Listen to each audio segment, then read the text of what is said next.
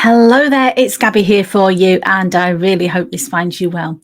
This week, I'm talking about a topic, and I'm going to be talking about this for the next few weeks, which is all about self-care, because it's so important, and it's been so important as part of my recovery from cancer, and it's so important for so many people that I speak to. What can you do for your own self-care? And to me, it was a big part of my health and happiness. A big part of my recovery from cancer was learning how to put myself first without feeling guilty about it, without feeling like it was something that I shouldn't really be doing, because I was taught, that nice girls don't do that. Nice girls put other people first. And so many of the women that I'm working with are feeling exactly the same, where they're not making time for their self-care. They feel guilty about it, or sometimes they're just really not sure what to do because life is busy, and I get that. So I've got some suggestions today of things that you can do. And it's all about rituals this week. Rituals, self-care rituals, daily practices that will really help you with healing and well-being. So I've got 3 ideas for you for morning rituals and 3 ideas for you for evening rituals. And as always, there's no judgment here. You might pick and choose. You might try 1 or 2 of them. Or if you're an overachiever like me, you might want to have a go at all of them. Absolutely fine. I'd love to know what you think of these, but I want to share them with you anyway. So first of all, I'm going to talk about starting your morning well. And this for me has been an absolute game changer. And it's something that I started a long time ago, and then I forgot, and then it went out of the window. And recently I have started to pay more attention to this and make it more of a serious priority in my life.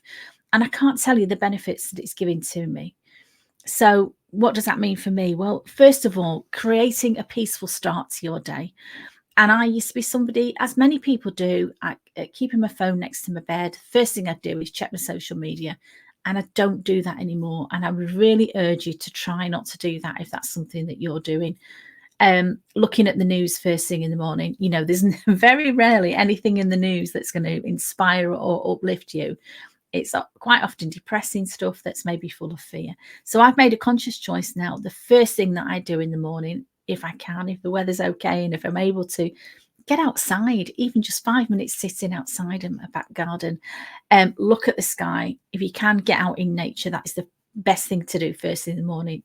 And I try to make an effort not to look at my phone. My phone is in another room now. I've got an old-fashioned alarm clock that wakes me up. Quite often I wake up before the alarm anyway, but setting a routine that starts a positive tone for your day is so important. One of the ladies that I've learned from, a lady called Susan Stewart, she's been on my podcast before, talking about fasting, but she was talking about lifestyle and positive thinking. And one of her top tips that I love is when she's in the shower in the morning, she's like me, she has a shower every morning.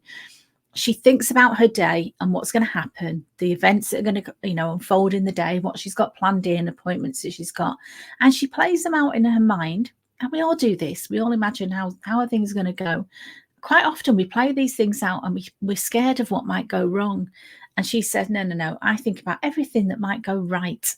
I think everything that I'm going to do, I set a positive intention for this. So if I went to this place and I met this person, what would be the best thing that happened? Or if I cook this food, what would be the best meal that I could make? Whatever it is, she sets a positive intention of what would be the best possible outcome. Now, it doesn't always work out like that, but she's setting herself up in the day with a smile on her face for, I'm looking forward to these things. We know life's not always like that. There's ups and downs, and that's absolutely fine. But why not go in with a positive attitude? And I found when I do that, even if things don't quite go to plan, I feel more resilient, and I feel more that I can deal with things that go wrong. I can take it on the chin a little bit better. The second thing I would talk to you about, and I've talked to you before about this, if you're listening to my podcast before, is affirmations and gratitude. So affirmations are the things that we say to ourselves all the time. And for me, many years, my positive mind talk was quite negative. It was always focusing on the things that I was doing wrong. But now my affirmations are things that I say to myself every day. And gratitude, I say every morning, things that I'm grateful for. For instance, I am grateful for my healthy body. I am grateful for my family. I am grateful for the people that love me. These are the things that I want to remind myself how lucky I am And again, it's about getting yourself in that positive mindset rather than thinking about all the things that you haven't got or all the things that have gone wrong. And we can all do that and beat ourselves up all day long. There's no point. Yeah. Why not focus on things that you've got to be grateful for and things that you want to look forward to? And that uplifts me in the morning. Again, it's about getting yourself in that positive frame of mind so you are more resilient to deal with anything that goes wrong or anything that comes up unexpectedly, as life does. It throws us all sorts of curveballs, doesn't it? But we have to learn to deal with them. So for me, that is a major part of helping me create a mindset of healing. I am self-healing. It's nobody else's responsibility for my healing other than me. And there's so much that you can do for yourself. Everything I want to talk to you about today, they're easy things to do. They are free. They're not going to cost you anything. So why not give it a go? And the third thing that's really helped me in the morning is doing some movement. And again, it's very easy, particularly if, the weather's not so good, to think, I'll walk to the car and that's about it. I won't move at all today. But I know now, if I've been to the gym in the morning, I book in at the gym 3 times a week. I've booked on the 7 a.m. sessions, not because I really like getting up and going to the gym, especially when it's cold and dark. But I feel great when I've done it, and it sets me up for the day. The endorphins are flowing through my body.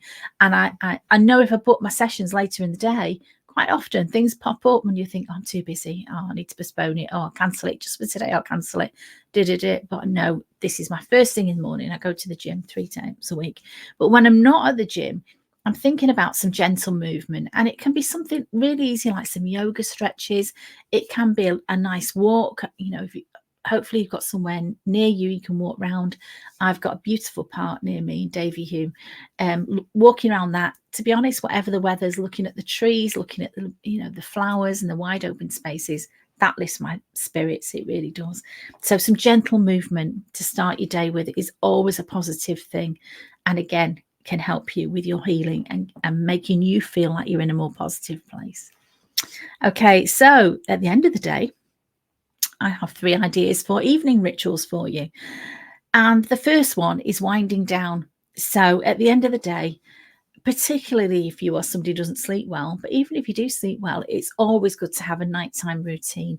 Try and have a regular bedtime. Most nights, okay, exceptions happen. I'm not saying you can't live, but most of the time, try and have a regular routine. I know for me, I can't drink caffeine after 3 o'clock. It disturbs my sleep. I like to have at bedtime a cacao or a hot chocolate or a chamomile tea. That's what works for me. Peppermint tea, something like that. I also know I can't watch anything on TV that's too stimulating. I won't watch a scary film before bed because I know I'll dream about it. My husband, doesn't bother him at all. He can watch anything like that, but I can't. So I'm conscious of that now. And I always say to people, particularly if you're struggling with sleeping, treat yourself like you would an agitated toddler when you're getting ready for bed. You wouldn't just throw a crazy child who's running around mad into bed and say, now it's bedtime, now go to sleep. You'd wind them down. You maybe dim the lights, maybe light a candle, maybe even a hot bath, really talk to them in a gentle way, maybe read them a story.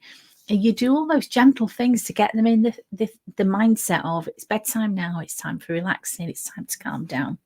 So why not do that with yourself if you are struggling with sleeping?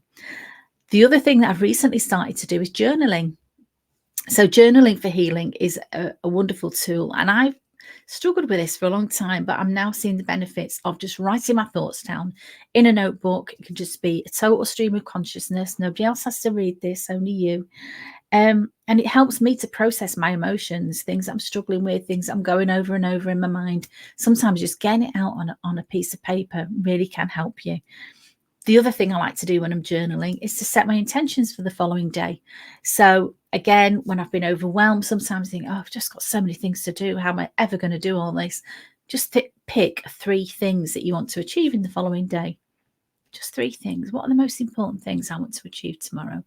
Focus on them, doing them well. And if I've got time to do anything else, that's great. But at least if I achieve those 3 things, I know I've had a good day. And that's how I'll go to bed thinking about those are my 3 most important things for tomorrow. The third and last thing I'm going to leave you with is relaxation techniques. And there's tons of this stuff on YouTube. And I've learned so much about this. I've been studying it for a while. And I am going to put some of these things on my own YouTube channel, is things to help you relax, like guided imagery. So for me, my happy place is being on a beach. And so if I think about myself being on a beautiful beach, watching a sunset or watching a sunrise, watching the sun make the water sparkle, isn't it magical when it does that? And thinking about the sounds of the waves, just sitting there, nowhere to go, nowhere to be, just being in that moment, looking at the sea. And so sometimes guided imagery like that can help you really, really get to a deeper level of relaxation. The other thing that I've tried recently, again, I listened to people talking through this, is progressive muscle relaxation, which is where basically you're scanning your body very slowly, thinking about, okay, my face, have I got any tension in my face? Oh, I need to relax that. Being conscious about that, and then moving down your body. Okay, have I got any tension in my neck? Have I got any tension in my shoulders? How would it be if I let that go? How would it be if I consciously unclenched? And just moving down your body till you end up at your toes, and where you've totally made a decision to relax every last part of your body. And how often do we do that? But doing that before bedtime is quite a nice practice. And then the last thing that I'd say too is thinking about soothing music. I do like rock music. I like all sorts of music, all sorts of genres. But at nighttime, at bedtime, relaxing music can be something that really helps to get you into that lovely, relaxed space, into that deep, restorative sleep that we all need. And so I hope that's been helpful for you. As I say, it's Self-Care September, and there's going to be tons of stuff on social media. And I'm going to be trying a lot of new things in September, all to do with self-care. Very lucky I've got a holiday coming at the end of September, and that's part of my self-care as well, is getting on that beautiful warm beach. But until that, in rainy, cold Manchester, I can still do things every day for my own self-care. Little things, a lot of them don't cost anything, a lot of them are very easy to do. But because of that, I think sometimes it's very easy not to do them as well. It's very easy to think, well, I'm too busy for that. But actually, a little bit of self-care and a little bit of self-compassion goes a long way, particularly if you've got health challenges or you want to work on your health and happiness. And I think if you're listening to this podcast, you are probably somebody who's interested in improving their health and happiness.